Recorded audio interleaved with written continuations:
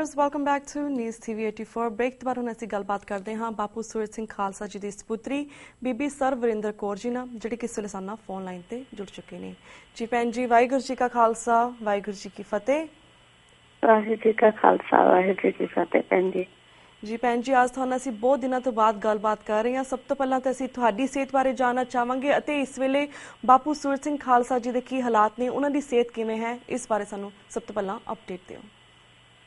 ਹਾਂਜੀ, ਮੈਂ ਤੇ ਮੇਰਾ ਪਰਿਵਾਰ ਵੀ ਚੜ੍ਹਦੀ ਕਲਾ ਚ ਭੈਣ ਜੀ। ਹਾਂਜੀ ਫॉर आस्किंग। ਤੇ ਬਾਪੂ ਜੀ ਵੀ ਚੜ੍ਹਦੀ ਕਲਾ ਚ ਨੇ, ਪਰ ਬਹੁਤ ਜ਼ਿਆਦਾ ਕਮਜ਼ੋਰ ਨੇ।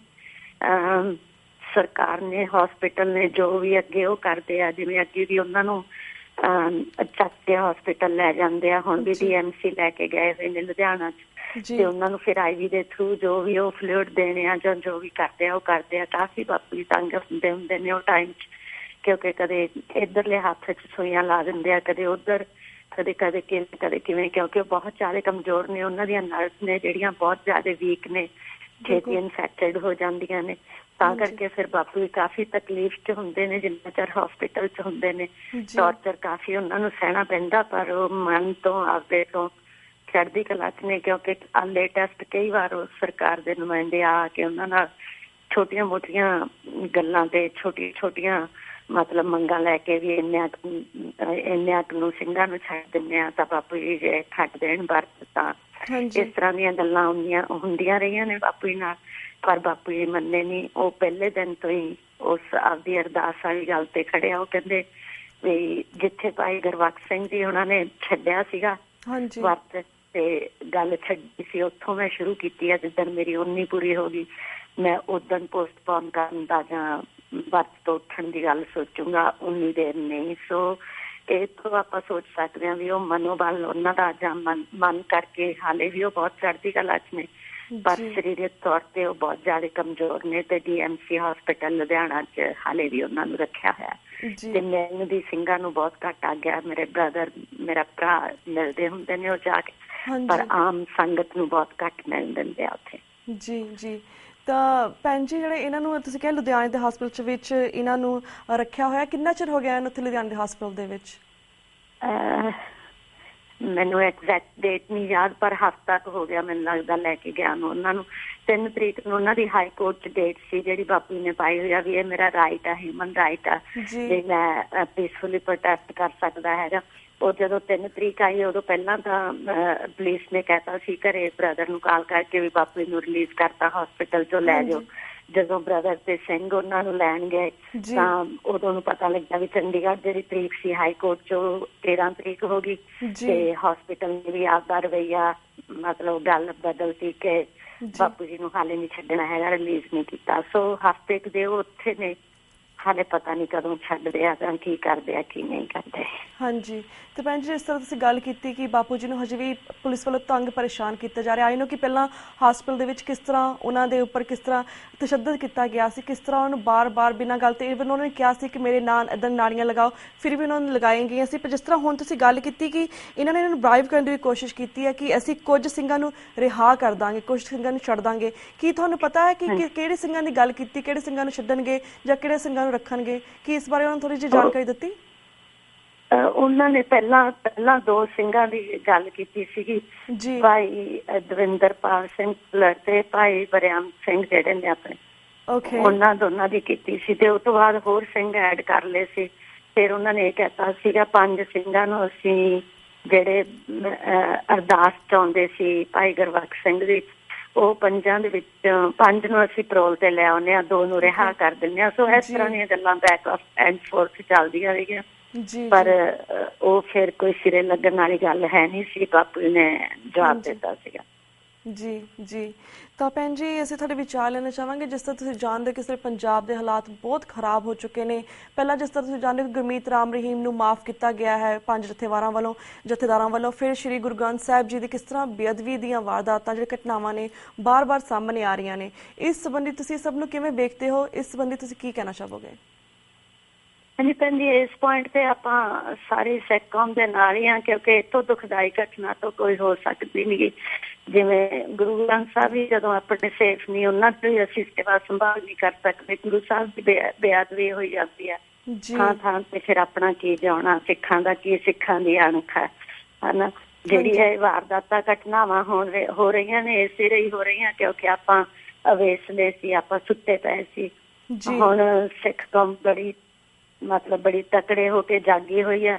ਜੇ ਥੋੜੇ ਜਿਹੇ ਹੋਰ ਐਕਟਿਵ ਹੋ ਕੇ ਆਪਣੇ ਪਹਿਰੇ ਤਕੜੇ ਕਰ ਦੇਣ ਗੁਰਦੁਆਰਾ ਸਾਹਿਬ ਦੇ ਦੁਆਲੇ ਜਾਂ ਪਿੰਡਾਂ ਤਾਂ ਮੇਰਾ ਖਿਆਲ ਹੈ ਇਹ ਬੇਅਦਬੀ ਨੂੰ ਜਾਂ ਇਹ ਦੁਖਦਾਈ ਘਟਨਾਵਾਂ ਨੂੰ ਸਿੱਖ ਕੌਮ ਜਿਹੜੀ ਹੈਗੀ ਕਿ ਰੋਕ ਸਕਦੀ ਹੈ।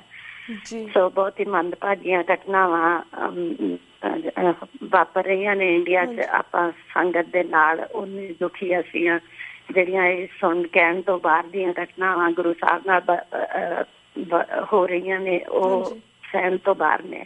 ਬਿਲਕੁਲ ਬਿਲਕੁਲ, ਕਿਉਂਕਿ ਮੈਂ ਤੁਹਾਨੂੰ ਇਸ ਲਈ ਕੁਐਸਚਨ ਪੁੱਛਿਆ ਸੀ ਭੈਣ ਜੀ ਕਿਉਂਕਿ ਜੇ ਇੰਨੀਆਂ ਘਟਨਾਵਾਂ ਹੋ ਰਹੀਆਂ ਨੇ ਇਹ ਸਾਰੀਆਂ ਅਫਕੋਰਸ ਬਾਪੂ ਸੂਰਤ ਸਿੰਘ ਖਾਲਸਾ ਜਦੋਂ ਸੰਘਰਸ਼ ਸ਼ੁਰੂ ਹੋਇਆ ਸੀ ਉਸ ਤੋਂ ਬਾਅਦ ਹੋ ਰਹੀਆਂ ਨੇ। ਤੁਹਾਨੂੰ ਲੱਗਦਾ ਹੈ ਕਿਉਂਕਿ ਬਾਰ-ਬਾਰ ਕੋਈ ਨਾ ਕੋਈ ਇੱਕ ਤੋਂ ਬਾਅਦ ਇੱਕ ਘਟਨਾ ਕਰੀ ਜਾ ਰਹੀ ਹੈ ਪੰਜਾਬ ਸਰਕਾਰ ਤਾਂ ਕਿ ਸਾਡਾ ਜਿਹੜਾ ਧਿਆਨ ਹੈਗਾ ਵਾ ਬਾਪੂ ਸੂਰਤ ਸਿੰਘ ਖਾਲਸਾ ਜੀ ਸੰਘਰਸ਼ ਤੋਂ ਡਾਇਵਰਟ ਹੋ ਜਾਏ, ਕਿਸੇ ਹੋਰ ਪਾਸੇ ਚਲੇ ਜਾਏ। ਪਰ ਤੁਹਾਨੂੰ ਲੱਗਦਾ ਹੈ ਕਿ ਇਹਨਾਂ ਨੇ ਸਾਈਡ ਟਰੈਕ ਕਰਨ ਲਈ ਬਾਪੂ ਸੂਰਤ ਸਿੰਘ ਖਾਲਸਾ ਸੰਘਰਸ਼ ਨੂੰ ਸਾਈਡ ਟਰੈਕ ਕਰਨ ਲਈ ਇਸ ਤਰ੍ਹਾਂ ਘਟਨਾਵਾਂ ਕਰ ਰਹੀ ਹੈ ਪੰਜਾਬ ਸਰਕਾਰ? ਇਹ ਤਾਂ ਹਮੇਸ਼ਾ ਹੁੰਦਾ ਹੀ ਆਇਆ ਡਿਸਟਰੈਕਟ ਕਰਨ ਨੂੰ। ਜਿਵੇਂ ਹੁਣ ਬਾਪੂ ਜੀ ਦੀ ਬੰਦੀ ਸਿੰਘਾਂ ਦੀ ਰਿਹਾਈ ਦੀ ਮੰਗ ਸੀਗੀ, ਉਹਦੇ ਤੋਂ ਪਹਿਲਾਂ ਉਹਦਾ ਪਰਿਵਾਰ ਦਾ ਕਿੱਡਾ ਨੁਕਸਾਨ ਕੀਤਾ ਗਿਆ ਹਨਾ, ਜਾਨ ਤੱਕ ਸਾਨੂੰ ਦੇਣੀ ਪਈ। ਤੇ ਉਹ ਤੋਂ ਬਾਅਦ ਉਹ ਜਦੋਂ ਬਾਪੂ ਜੀ ਤਾਂ ਵੀ ਆਪਦੀ ਜਿੱਤ ਤੇ ਅੜੇ ਰਹੇ, ਫਿਰ ਹੌਲੀ ਹੌਲੀ ਰਾਮ ਰਹਿਮ ਵਾਲਾ ਮਸਲਾ ਆ ਗਿਆ, ਗੁਰੂ ਗ੍ਰੰਥ ਸਾਹਿਬ ਵਾਲਾ ਆ ਗਿਆ। ਤੇ ਮਤਲਬ ਇਸ ਗੱਲ ਨੂੰ ਬਹੁਤ ਛੋਟੀ ਪਾਉਣ ਲਈ ਬੰਦੀ ਸਿੰਘਾਂ ਦੀ ਰਿਹਾਈ ਨੂੰ ਤਾਂ ਵੱਡੀਆਂ ਤੋਂ ਵੱਡੀਆਂ ਘਿਨਾਉਣੀਆਂ ਘਟਨਾਵਾਂ ਸਰਕਾਰ ਨੇ ਕੀਤੀਆਂ ਜਿਹੜੀਆਂ ਕਿ ਆਮ ਜਿਹੜਾ ਹੈਗਾ ਚੰਗਾ ਦਿਲ ਰੱਖਣ ਵਾਲਾ ਬੰਦਾ ਜਾਂ ਕੌਮਾਂ ਜਾਂ ਸਰਕਾਰਾਂ ਨਹੀਂ ਕਰਦੀਆਂ, ਉਹ ਕਰਕੇ ਸਰਕਾਰ ਨੇ ਸਾਨੂੰ ਦਿਖਾਇਆ। ਸਿਰਫ ਇੱਥੋਂ ਸਿੰਘਾਂ ਨੂੰ ਮਤਲਬ ਇਸ ਬੰਦੀ ਸਿੰਘਾਂ ਦੀ ਰਿਹਾਈ ਵਾਲੇ ਮੁੱਦੇ ਤੋਂ ਸਿੱਖ ਕੌਮ ਨੂੰ ਡਿਸਟਰੈਕਟ ਕਰਨ ਲਈ। ਜੀ ਬਿਲਕੁਲ, ਮੈਨੂੰ ਜਿਸ ਸਾਨੂੰ ਸਾਰਿਆਂ ਨੂੰ ਪਤਾ ਹੈ ਕਿ ਬਾਪੂ ਸੂਰਤ ਸਿੰਘ ਖਾਲਸਾ ਦਾ ਸੰਘਰਸ਼ ਜਿਹੜੀ ਬੰਦੀ ਸਿੰਘਾਂ ਦੀ ਰਿਹਾਈ ਲਈ ਹਜੇ ਵੀ ਜਾਰੀ ਹੈ, 16 ਜਨਵਰੀ ਤੋਂ ਜਾਰੀ ਹੈ। ਤੇ ਭੈਣ ਜੀ ਇਸ ਬਾਰੇ ਆਈ ਨੋ ਕਿ ਵੱਖ-ਵੱਖ ਜਿਹੜੀਆਂ ਪੰਥਕ ਧਿਰਾਂ ਨੇ ਹਮੇਸ਼ਾ ਗੱਲਬਾਤ ਕਰਦੀਆਂ ਨੇ। ਇਸ ਵੇਲੇ ਜਿਹੜੇ ਪੰਜਾਬ ਦੇ ਹਾਲਾਤ ਨੇ ਉਸ ਨੂੰ ਵੇਖਦੇ ਹੋਏ ਹਰ ਪਾਸੇ ਸਰਬੱਤ ਖਾਲਸਾ ਦੀ ਗੱਲਬਾਤ ਹੋ ਰਹੀ ਹੈ। ਈਵਨ ਜਦੋਂ ਬਰਗਾੜੀ ਪਿੰਡ ਦੇ ਵਿੱਚ ਮਤੇ ਪਾਸ ਕੀਤੇ ਗਏ ਸੀ ਉਹਨਾਂ ਦੇ ਵਿੱਚ ਇਹ ਵੀ ਕਿਹਾ ਗਿਆ ਸੀ ਜਿਹੜੇ ਸੰਘਰਸ਼ ਦੇ ਨਾਲ ਜੁੜੇ ਹੋਏ ਸਾਡੇ ਸਿੱਖ ਨੇ ਇਸ ਜੇਲ੍ਹਾਂ ਦੇ ਵਿੱਚ ਬੰਦ ਨੇ ਉਹਨਾਂ ਦੀ ਰਿਹਾਈ ਦੀ ਵੀ ਗੱਲਬਾਤ ਕੀਤੀ ਜਾਏਗੀ। ਅਫਕੋਰਸ ਜਾਣੀ ਕਿ ਜਿਹੜਾ ਬਾਪੂ ਸੂਰਤ ਸਿੰਘ ਖਾਲਸਾ ਜਿਸ ਚੀਜ਼ ਤੇ ਪਹਿਰਾ ਦੇ ਰਹੇ ਨੇ ਉਸ ਬਾਰੇ ਪੰਥਕ ਜਿਹੜੀ ਧਿਰਾਂ ਨੇ ਉਹ ਵੀ ਜਾਗਰੂਕ ਨੇ। ਉਹ ਹਜੇ ਵੀ ਈਵਨ ਦੋ ਕਿ ਇੰਨਾ ਕੁਛ ਵਾਪਰ ਰਿਹਾ ਪੰਜਾਬ ਦੇ ਵਿੱਚ ਫਿਰ ਵੀ ਉਹਨਾਂ ਨੂੰ ਪਤਾ ਹੈ ਕਿ ਬਾਪੂ ਸੂਰਤ ਸਿੰਘ ਖਾਲਸਾ ਜੀ ਤੇ ਵੀ ਫੋਕਸ ਰੱਖਣਾ ਹੈ। ਓਵਰਆਲ ਜਿਹੜਾ ਹੁਣ ਸਰਬੱਤ ਖਾਲਸਾ ਦੀ ਗੱਲਬਾਤ ਹਰ ਪਾਸੇ ਹੋ ਰਹੀ ਹੈ, ਨਵੰਬਰ 10 ਨੂੰ ਸਰਬੱਤ ਖਾਲਸਾ ਬੁਲਾਇਆ ਵੀ ਜਾਵੇਗਾ। ਇਸ ਸੰਬੰਧੀ ਤੇ ਸਾਡੇ ਦਰਸ਼ਕਾਂ ਨੂੰ ਐਟ ਦੀ ਐਂਡ ਕੀ ਕਹਿਣਾ ਚਾਹੋਗੇ? ਮੇਰੇ ਖਿਆਲ ਨਾਲ ਵੀ ਬੜਾ ਜੋਸ਼ ਨਾਲ ਤੇ ਹੋਸ਼ ਨਾਲ ਪੂਰੇ ਦਿਲ ਦਿਮਾਗ ਨਾਲ ਸੋਚ ਆਪਦੀ ਲੈ ਕੇ ਅੱਗੇ ਤੁਰ ਕੇ ਜਿਹੜੇ ਵੀ ਫੈਸਲੇ ਸਿੱਖ ਕੌਮ ਨੂੰ ਇਕੱਠੇ ਹੋ ਕੇ ਭਾਵੇਂ ਉਹ ਸਰਬੱਤ ਖਾਲਸਾ ਦੇ ਰੂਪ ਚ ਇਕੱਠੇ ਹੋਣ, ਜਿਵੇਂ ਕਿ ਇਕੱਠੇ ਹੋ ਕੇ ਆਪਦੇ ਸਿੱਖਾਂ ਦੇ ਮਸਲੇ ਨੇ ਸਿੱਖਾਂ ਨੂੰ ਆਪੇ ਹੀ ਸੋਲਵ ਕਰਨੇ ਪੈਣੇ ਆ। ਸਿੱਖਾਂ ਨੇ ਆਪਦੀ ਸਰਕਾਰ ਚੁਣੀ ਸੀ ਪਰ ਉਹ ਸਾਡੀ ਦੇਖਣ ਨੂੰ ਹੀ ਸੀਗੇ, ਪਹਿਰਾਵਾ ਹੀ ਸਾਡੇ ਵਰਗਾ ਸੀ, ਉਹਨਾਂ ਦਾ ਅੰਦਰੋਂ ਸਾਡੇ ਨਾਲ ਨਹੀਂ ਸੀਗੇ, ਆਪਾਂ ਧੋਖਾ ਖਾ ਗਏ।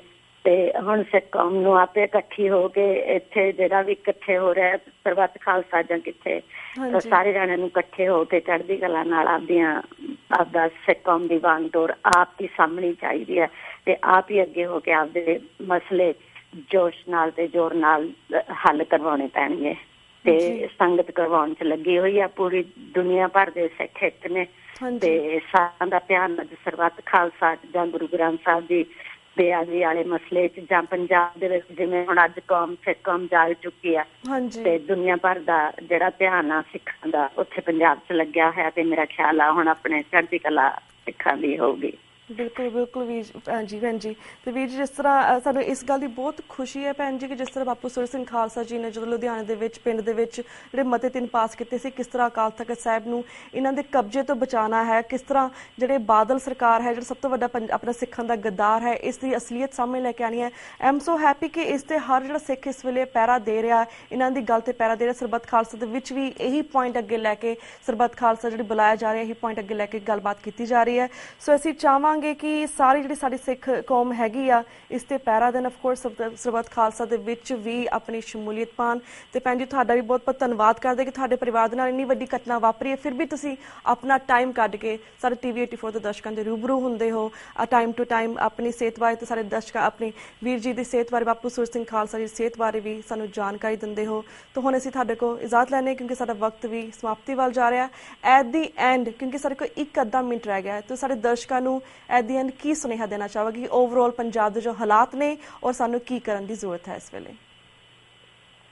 ਬਸ ਆਪਾਂ ਵੀ, ਅਸੀਂ ਵੀ ਸਿੱਖ ਕੌਮ ਦੇ ਨਾਲ ਹਾਂ, ਚੜ੍ਹਦੀ ਕਲਾ 'ਚ ਰਹੇ ਸਿੱਖ। ਜਿਵੇਂ ਆਪਾਂ ਨੂੰ ਪਹਿਲਾਂ ਲੱਗਦਾ ਹੁੰਦਾ ਸੀ ਕਿ ਸਿੱਖ ਕੌਮ ਸੁੱਤੀ ਆ, ਪੰਜਾਬ ਦੇ ਸਿੱਖ ਸੁੱਤੇ ਨੇ, ਜਾਗਦੇ ਨੀ ਗੇ, ਤੇ ਪਰ ਹੁਣ ਤਾਂ ਬੜਾ ਜੋਸ਼ ਉਹਨਾਂ 'ਚ ਦੇਖਿਆ ਜਾਂਦਾ। ਠੀਕ ਆ, ਭਾਵੇਂ ਇੰਡੀਆ ਦੀਆਂ ਦੁਖਦਾਈ ਘਟਨਾਵਾਂ ਵਾਪਰਨ ਤੋਂ ਬਾਅਦ ਸਿੱਖਾਂ ਨੂੰ ਜਾਗ ਆਈ ਪੰਜਾਬ ਤੇ ਬਾਹਰ ਵੀ, ਤੇ ਪਰ ਹੁਣ ਸਿੱਖ ਇੱਕ ਨੇ ਤੇ ਜਾਗ ਚੁੱਕੇ ਨੇ, ਆਪਦੇ ਹੱਕ ਲੈਣ ਲਈ ਅੱਗੇ ਆ ਰਹੇ ਨੇ, ਲੜ ਰਹੇ ਨੇ ਤੇ ਲੜਨਗੇ। ਤੇ ਮੇਰਾ ਖਿਆਲ ਚੜ੍ਹਦੀ ਕਲਾ 'ਚ ਆਪਦੇ ਸਿੱਖ ਕੌਮ ਦੇ ਨੁਮਾਇੰਦੇ ਅਗਵਾਈ ਕਰਕੇ ਤੇ ਆਪਣੇ ਜਿਹੜੀਆਂ ਹੈਗੀਆਂ ਮੰਗਾਂ ਮਨਵਾ ਕੇ ਚੜ੍ਹਦੀ ਕਲਾ 'ਚ ਅੱਗੇ ਜਾਣਗੇ ਤੇ ਜਾ ਰਹੇ ਨੇ। ਤੇ ਧੰਨਵਾਦ ਕਰਦੇ ਹਾਂ ਸਿੱਖ ਕੌਮ ਦਾ ਸਾਰੀ ਦਾ, ਬਿਲਕੁਲ ਇਕਮੁੱਠ ਹੋ ਕੇ ਅੱਗੇ ਤੁਰਨ ਦਾ। ਜੀ ਅਸੀਂ ਤੁਹਾਡਾ ਵੀ ਧੰਨਵਾਦ ਕਰਦੇ, ਸਾਡੇ ਪਰਿਵਾਰ ਦਾ ਧੰਨਵਾਦ ਕਰਦੇ ਹਾਂ ਤੇ ਇਹੀ ਅਰਦਾਸ ਕਰਦੇ ਕਿ ਸਾਡਾ ਪੂਰਾ ਪਰਿਵਾਰ ਚੜ੍ਹਦੀ ਕਲਾ 'ਚ ਇਸੇ ਤਰ੍ਹਾਂ ਰਵੇ। ਤੇ ਭੈਣ ਜੀ ਹੁਣ ਅਸੀਂ ਤੁਹਾਡੇ ਕੋਲ ਇਜਾਜ਼ਤ ਲੈਂਦੇ ਹਾਂ। ਵਾਹਿਗੁਰੂ ਜੀ ਕਾ ਖਾਲਸਾ, ਵਾਹਿਗੁਰੂ ਜੀ ਕੀ ਫਤਿਹ। ਵਿਊਅਰਸ, ਇਸ ਦੇ ਨਾਲ ਅਸੀਂ ਤੁਹਾਡੇ ਕੋਲ ਇਜਾਜ਼ਤ ਲੈਂਦੇ ਹਾਂ। ਕੱਲ੍ਹ ਨੂੰ ਮਿਲਾਂਗੇ ਸੇਮ ਟਾਈਮ ਸੇਮ ਸ਼ੋਅ ਤੇ। ਤਦ ਤੱਕ ਲਈ ਵਾਹਿਗੁਰੂ ਜੀ ਕਾ ਖਾਲਸਾ, ਵਾਹਿਗੁਰੂ ਜੀ ਕੀ ਫਤਿਹ।